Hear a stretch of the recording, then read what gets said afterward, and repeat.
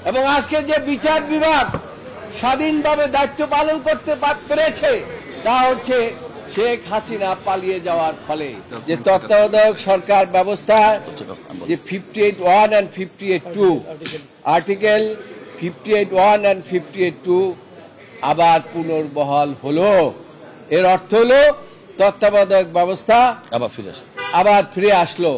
তিনি রাজনীতির অন্যান্য বিষয়গুলো বলেছে, এইটা হলো প্রিলিমিনারি, আমরা জাজমেন্ট দিলাম ইউনিভার্সিটি, জাজমেন্ট ফলোড, আরো এর মধ্যে হয়তোবা কোনো কিছু ডিটেলস ইনক্লুড করতে পারে। অবশ্যই আমরা মনে করি যে এটা খুশি না, খালি ঈদের দিন আমাদের মনে হচ্ছে। তার কারণ বিএনপি খালি খুশি না, সারা জাতি খুশি। বিএনপি একটা পর্যবেক্ষণ দিয়েছে কিনা কি বলেছেন, একটি বড় রাজনৈতিক দল, এবং এই রাজনৈতিক দল জনগণের ভোটাধিকারের বাস্তবায়নের জন্য তত্ত্বাবধায়ক সরকার ব্যবস্থা করেছিলেন।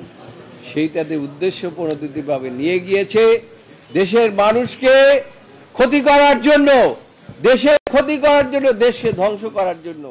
এই যে ব্যবস্থা প্রবর্তন করেছিলেন, শুধু আয়নাঘরেই বানান নাই, হাজার হাজার লক্ষ লক্ষ মানুষকে তিনি গুম করেছেন, খুন করেছেন। শুধু তাই নয়, লক্ষ লক্ষ মানুষের বিরুদ্ধে মামলা মোকদ্দমা দিয়ে দমিয়ে রাখার চেষ্টা করেছিলেন।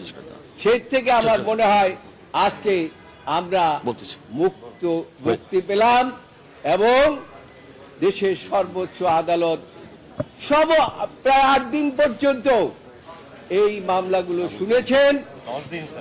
10 দিন, 8 থেকে 10 দিন এই মামলাগুলো শুনেছেন, এবং মনোযোগ সহকারে শুনেছেন। এমনকি একজন বিদেশি প্রধান বিচারপতি এসে, নেপালের প্রধান বিচারপতি এসে এখানে বক্তব্য শুনে গিয়েছেন। কাজেই আমরা মনে করি এই জাজমেন্টটি এই দেশের জন্য একটা মাইল ফলক, এবং আজকে যে বিচার বিভাগ স্বাধীনভাবে দায়িত্ব পালন করতে পেরেছে তা হচ্ছে শেখ হাসিনা পালিয়ে যাওয়ার ফলে। আচ্ছা, জি জি বলেন। আচ্ছা, আমি আপনাদেরকে ইতিমধ্যেই বিএনপির পক্ষ থেকে আমাদের lead councillor senior advocate Zainul Abedin তার বক্তব্য দিয়েছেন, আপনারা ইতিমধ্যে জেনেছেন। আদালত কিন্তু বলেছে এই অ্যাপিলটি সর্বসম্মতভাবে এলাও হয়েছে, এবং বলেছে যে জাজমেন্টটি চ্যালেঞ্জ করে, অর্থাৎ বিচারপতি এবিএম খায়রুল হক সাহেবের নেতৃত্বাধীন 7 সদস্যের মধ্যে 4 জন যারা নির্দলীয় তত্ত্বাবধায়ক সরকার ব্যবস্থা বাতিলের পক্ষে ছিলেন, এবং 3 জন যারা নির্দলীয় তত্ত্বাবধায়ক সরকার ব্যবস্থা সংবিধানে রাখার পক্ষে ছিলেন, এই 7 জন বিচারপতির যে রায়, সেই রায়টি এন্টায়ারলি, অর্থাৎ পুরা রায়টি তারা রিভিউ করেছেন। এটা হচ্ছে আপনাদেরকে প্রথমত বুঝতে হবে।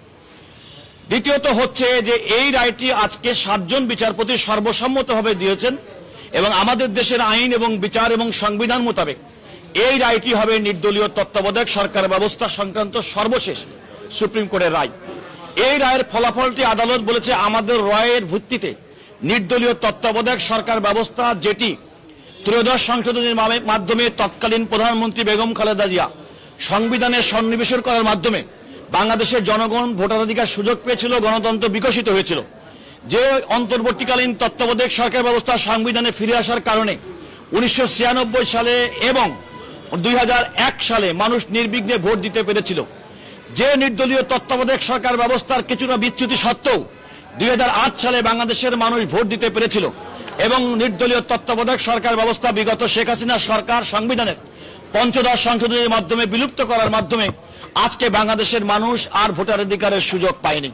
বাংলাদেশে ইতিপূর্বে 154 জন সংসদ সদস্য বিনা প্রতিদ্বন্দ্বিতায় নির্বাচিত হয়েছে, দিনের ভোট রাতে হয়েছে, এবং মানুষের 5%-এর বেশি মানুষ কোনোভাবে পার্লামেন্টের ভোটে অংশগ্রহণ করেনি। এমন একটি পরিস্থিতিতে আমরা প্রত্যাশা করি এই নির্দলীয় তত্ত্বাবধায়ক সরকার ব্যবস্থা সুপ্রিম কোর্টের আপিল বিভাগের আজকের রায়ে এটা ইমিডিয়েটলি এই সংবিধানে ফিরে এসেছে। আদালত বললেও আদালত কিন্তু বলেছে এর কার্যকারিতা প্রসপেক্টিভলি। যে কথা আমরা বলেছিলাম যে বর্তমানে যে অন্তর্বর্তীকালীন সরকার, যারা ইতিমধ্যেই ফেব্রুয়ারি 2026-এর মধ্যে পরবর্তী জাতীয় সংসদ নির্বাচনের ঘোষণা দিয়েছেন, এবং সেই প্রতিশ্রুতি অনুযায়ী তারা নির্বাচনী প্রক্রিয়া চলছেন। আজকে রায়ের মাধ্যমে এটা স্পষ্টত হয়ে গেল যে এই নির্বাচনের ক্ষেত্রে এই নির্দলীয় তত্ত্বাবধায়ক সরকার ব্যবস্থা, যেটি আজকে থেকেই সংবিধানে ফিরে এলো, তার অধীনে নির্বাচনটি, আসন্ন নির্বাচনটি হবে না, নির্বাচনটি হবে পরবর্তী সময় থেকে। আমরা বিএনপির পক্ষ থেকে আগেই বলেছি, আমাদের লিড কাউন্সিলর জনাব জয়নুল আবেদিন এবং আমি ব্যারিস্টার রুহুল কুদ্দুস কাজল, আমরা দীর্ঘদিন পর্যন্ত শুনানি করেছি। আমরা আদালতকে দেখেছি এবং আদালত যেটা বলেছেন যে এই রায়টি কেন বাতিল করেছেন আপনারা খেয়াল করে দেখবেন। Error apparent on the face of record, এই রায়টা বিচারপতি এবিএম খায়রুল হক সাহেবের দেওয়া রায়টা কেন বাতিল হয়ে গেল। আদালত বললেন যে সুপ্রিম কোর্টের আপিল বিভাগের এবং আমাদের সংবিধানের 105 অনুচ্ছেদ অনুযায়ী আমাদের যে সংবিধানের সুপ্রিম কোর্টের যে রিভিউ যে ক্ষমতা, সেই ক্ষমতাটা তারা ব্যবহার করেছেন এবং দেখেছেন সেই রায়ের পরতে পরতে ভুল ছিল, অর্থাৎ টেন্টেড ছিল, tainted with the error apparent on the face of the record.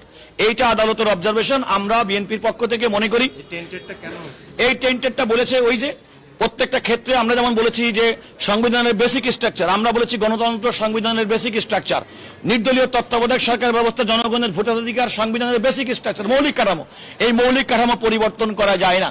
এবং আমরা মনে করেছি নির্দলীয় তত্ত্বাবধায়ক সরকার ব্যবস্থার মাধ্যমে, সংবিধানের প্রবর্তনের মাধ্যমে মৌলিক যে কাঠামো, এই কাঠামোটা সুপ্রতিষ্ঠিত হয়েছে।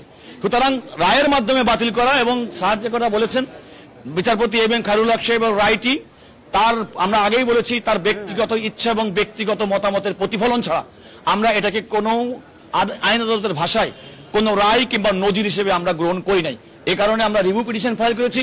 বিএনপি মহাসচিব জনাব মির্জা ফখরুল ইসলাম আলমগীর বিএনপির পক্ষে এই রিভিউ পিটিশনটি দায়ের করেছেন। আমরা কাউন্সিলর হিসেবে, বিএনপি বাংলাদেশের বড় রাজনৈতিক দল, সবচেয়ে বড় রাজনৈতিক দল, তাদের প্রতি কৃতজ্ঞতা জানাই যে দেশের জনগণ ভোটাধিকার এবং মানুষের মৌলিক অধিকার সুনিশ্চিত করার জন্য তারা সুপ্রিম কোর্টের আপিল বিভাগে আমার মনে হয় যে তারা এই রিভিউটি করেছেন। আরেকটি বিষয় বলতে চাই, এই প্রথম মনে হয় কোনো একটা রাজনৈতিক এবং কোনো একটা বিষয় যেটা সুপ্রিম কোর্টে গড়ালো এবং যে ক্ষেত্রে সমস্ত ব্যক্তি এবং রাজনৈতিক দলের ঐক্যমত্য প্রতিষ্ঠিত হয়েছে গণতন্ত্র ভোটাধিকার সুনিশ্চিত করার জন্য, এটা হচ্ছে সবচেয়ে বেস্ট মেকানিজম। আমরা আমাদের পক্ষ থেকে যারা সহযোগিতা করেছেন, সাংবাদিক বন্ধু আপনাদেরকে ধন্যবাদ জানাই। রায়টি হচ্ছে সংবিধানের, আজকে সুপ্রিম কোর্টের আপিল বিভাগ, বিএনপি, অন্যান্য রাজনৈতিক দল এবং বদিউল আলম মজুমদার কর্তৃক দায়েরকৃত বিচারপতি এবিএম খায়রুল হক সাহেবের যে রায়ের মাধ্যমে নির্দলীয় তত্ত্বাবধায়ক সরকার ব্যবস্থা বাতিল করেছিলেন, সেটি আজকে ফিরে এলো তাৎক্ষণিকভাবে। তবে এই রায়ের কার্যকারিতা হিসেবে পরবর্তী নির্বাচন হবে 2026 সালের ফেব্রুয়ারি মাসে অনুষ্ঠিতব্য নির্বাচনের পরে। না, মাসুদ যে কথাটি জানতে চেয়েছে সেটা হচ্ছে আর্টিকেল 56 and 58, এবং এইটা বাস্তবায়িত হয়েছিল 1996-এ।